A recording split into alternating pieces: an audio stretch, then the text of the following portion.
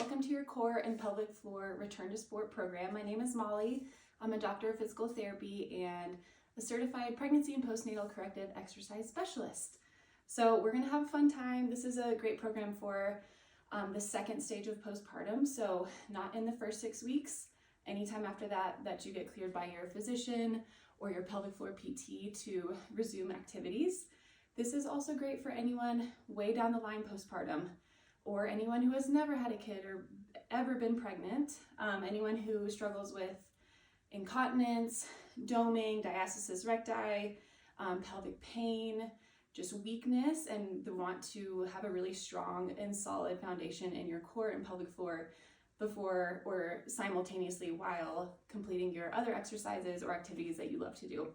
So this is a month-long program if you follow the schedule that I provide. However, I very much welcome you to take as long as you need. Really break down the program, repeat sessions, and become really familiar with these foundational patterns and engagements before you progress. So if you need to take longer than the month, if you want to do each workout 6 times so you really have it down, I'm in full support of that. So, all right, I'm going to go through the equipment that you'll need during this program, and then we'll talk about more specifics of the program itself afterwards. So you will need a few items. Some of these are optional, some of them are more required. Any type of yoga bolster or pillow is great. I know everyone has a pillow, so check that one off the list. If you have a yoga block, that is great. If you don't, you can use a box or a book or a Tupperware. This is just nice because it's a little bit more solid, but make do with what you have. Foam roller. If you don't have a foam roller, you can use a yoga wheel, and if you don't have any of that, you can kind of make do with that pillow, bolster, or a rolled up towel. But foam roller is never a bad idea to have. Speaking of, grab a towel or a blanket or a pillowcase, something you can roll up. This will go under our neck or under our back for just a little bit of feedback. And you'll need a little squishy ball of some sort. If you don't have this, but you have the yoga block, you can use that to press into. If you don't have a fancy dedicated exercise ball, you can use, my kid has a ball, and you could totally use that squishy ball as well. Just something middle size, something that you can put some pressure into. And again, if you don't have that, you can use the foam roller or the block or the towel or the pillow. We'll use the big exercise ball for a couple things, mostly to sit on. If you don't have that, you can totally sit on a chair, or you can sit on your yoga bolster or pillow. You'll need some sort of elevated surface, like a bench or a couch or a ottoman, something like that, or a bed. And then here are some bands. So use what you have. I have kind of a wide range of them. I really like to use this long, lighter resistance, stretchy one. This one has handles on it. That could totally make do as well. And then we have a couple of smaller options. This is a loop band that you can put around your wrists or around your legs, around your ankles, and it's continuous. I think this is a good idea to have. If you don't have one, consider investing in a couple bands. And then if not, if you have TheraBand, you can also tie it up in a knot or leave it untied. So a couple of options with the band. And then later, for the later stages of our program, we will need a weight of some sort, either a dumbbell or a kettlebell. I think we use both, but use what you have. And if you don't have any of these, again, consider investing in a dumbbell and a kettlebell for your home gym. All right, I think that's everything.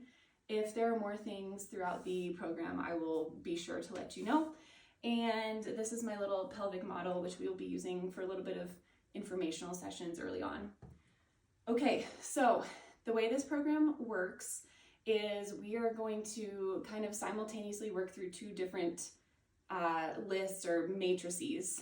The first one being, we have 8 developmental patterns that we're going to go through. So this means we're going to work our way from the ground up in a return to sport type of format. So once we master things close to the ground with lots of points of contact on the ground, the easiest and first one being laying on our back. And then we're gonna go into a side lying position and progress from there.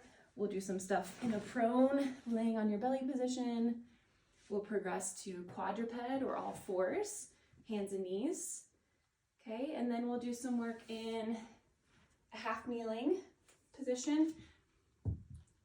And this can also be kind of like rocked back. We'll work through some different things with that.